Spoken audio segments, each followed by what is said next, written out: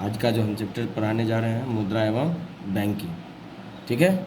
मुद्रा एवं बैंकिंग 5वां का है चैप्टर, अध्याय 6 है आपको, ठीक है। सबसे पहले हम जान लेते हैं कि मुद्रा होता क्या है। मुद्रा मतलब पैसा। कोई भी सामान लेने के लिए जाएंगे दुकान पे तो हमको कोई सामान मुफ्त में नहीं देगा ना, उसके लिए हमको क्या लगेगा, पैसा लगेगा। तो हम कैसे लेन देन करते हैं, 1 रुपया बराबर 100 पैसा होता है। 1 रुपया बराबर कितना पैसा होता है, और 100 पैसा बराबर 1 रुपया। 100 पैसा बराबर 1 रुपया होता है। 100 पैसा बराबर। तो आगे हम चलते हैं, प्रश्न में क्या सब बोल रहा है। बोल रहा है 1 रुपये में कितने पैसे होते हैं, तो इसका आंसर हो जाएगा 100 पैसे। 1 रुपये में कितने पैसे होते हैं, 100 पैसे होते हैं।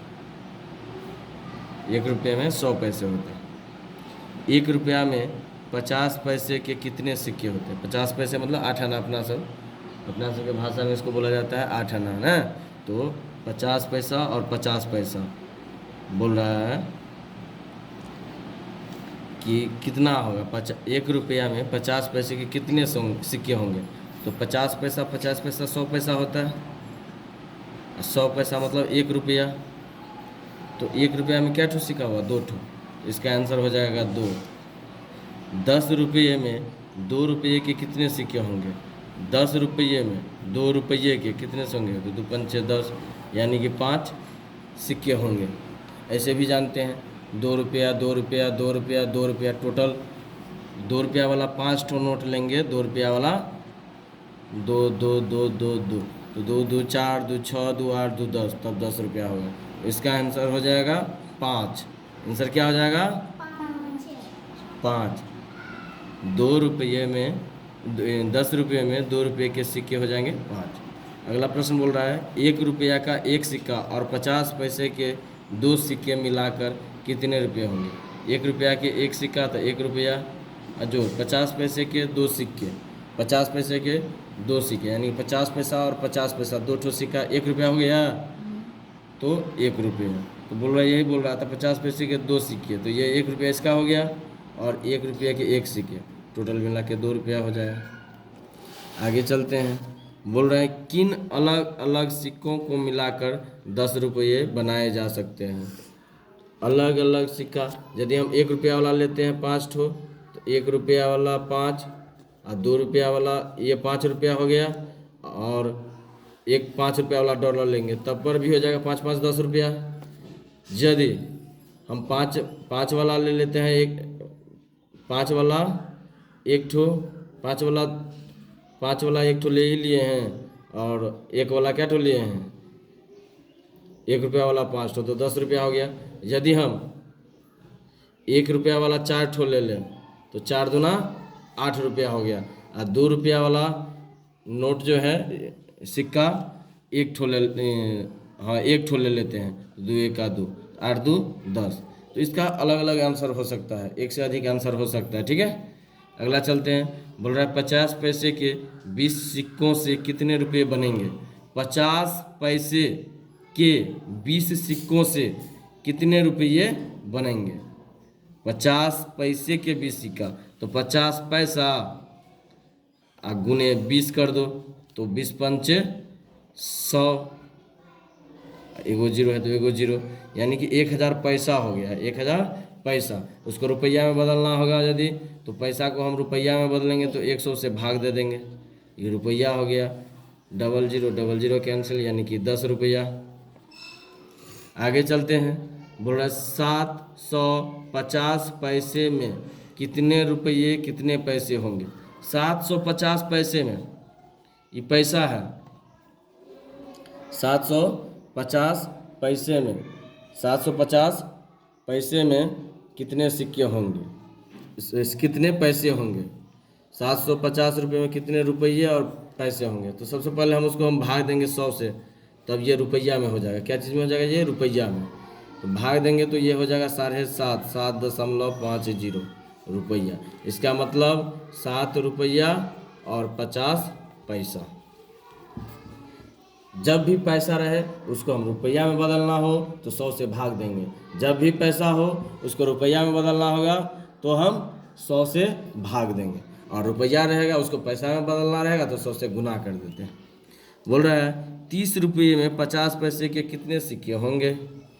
30 रुपये में 50 पैसे के, तो पहले उसको रुपया को पैसा में बदल देंगे तो 100 से गुना कर देंगे, बट्टा 50 पैसे के कितने सिक्के होंगे, तो 50 से हम भाग दे देते हैं, एगो जीरो कैंसिल, 5 एका 5, 5 दूना 10, यानी कि 30 दूना 60 सिक्के होंगे।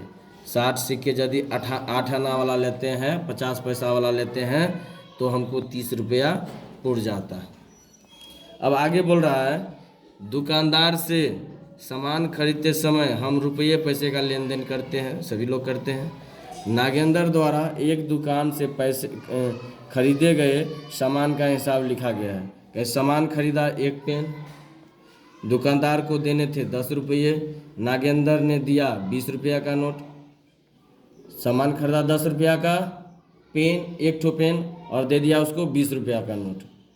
तो नागेंद्र को रुपये वापस मिले, कितना रुपया वापस मिला, 10 रुपया, यानी कि सही है। आगे बोल रहा है इसी तरह से आप बनाइए। बोला सामान खरीदा, मान लीजिए हम 2 ठो सामान कोई खरीदें, उसका दुकानदार को देने थे, मान लीजिए हमको देने थे 60 रुपया, आपने दिया, मान लीजिए कि हम दिए उनको 100 रुपया का 1 ठो नोट दिए, ठीक है। तो आपको कितने रुपये वापस मिलेंगे, देना था 60 रुपया, हम दिए हैं 100 रुपया, तो कितना वापस मिलेगा, 40, हमको 40 मिले। इसी प्रकार से आगे बनाना है। आगे चलिए, यहाँ बोल रहा है राहुल एवं दुकानदार के बीच कुछ लेन देन के सही होने पर सही लिखिए और गलत होने पर उसे सही करके लिखिए। पहला प्रश्न बोल रहा है वस्तु लिया है, ये है आपको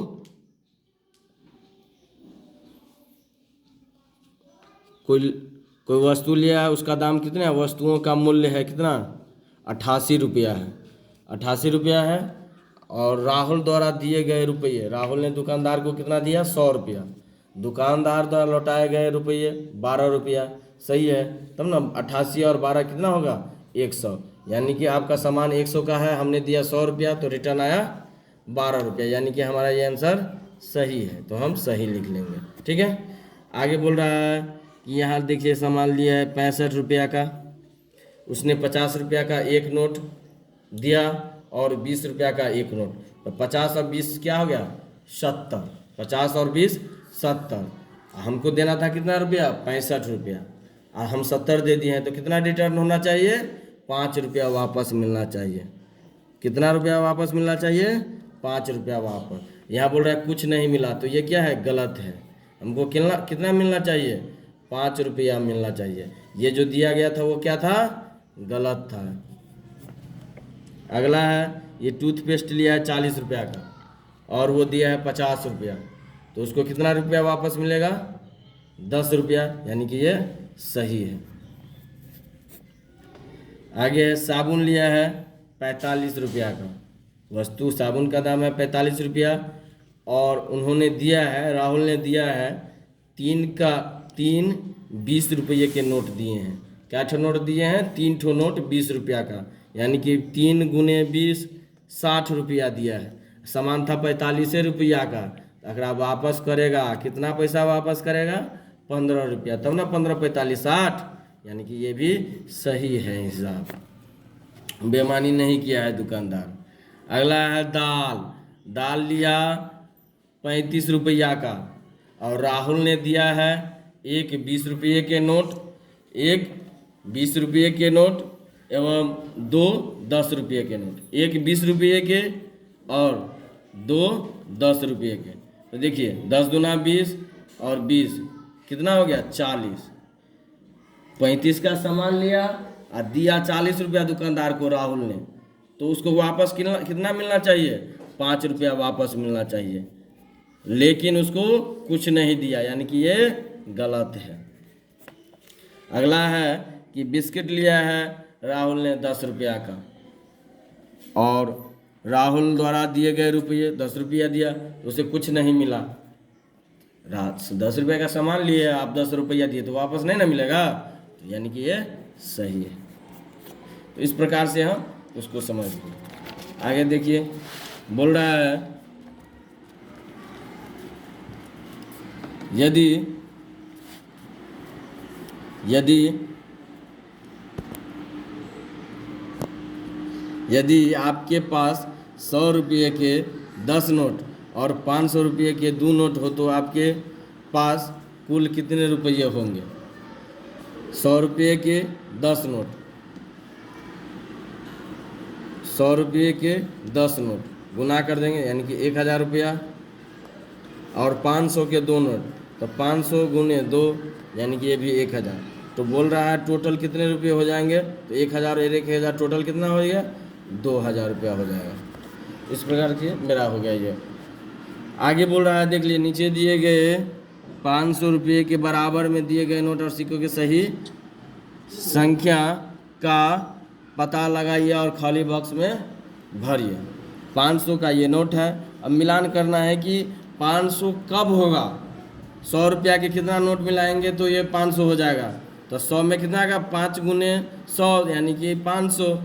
ये 50 रुपया है, 50 रुपया का 500 में कितना नोट देंगे जो 500 पुर जाएगा? खाली 50 रुपया वाला नोट देना है, क्या ठो नोट देंगे? तो 500 में भाग दे दो 50 से, 0 0 5 दाहिन 50 यानी कि 10 नोट देने पे ये 500 पुर जाएगा।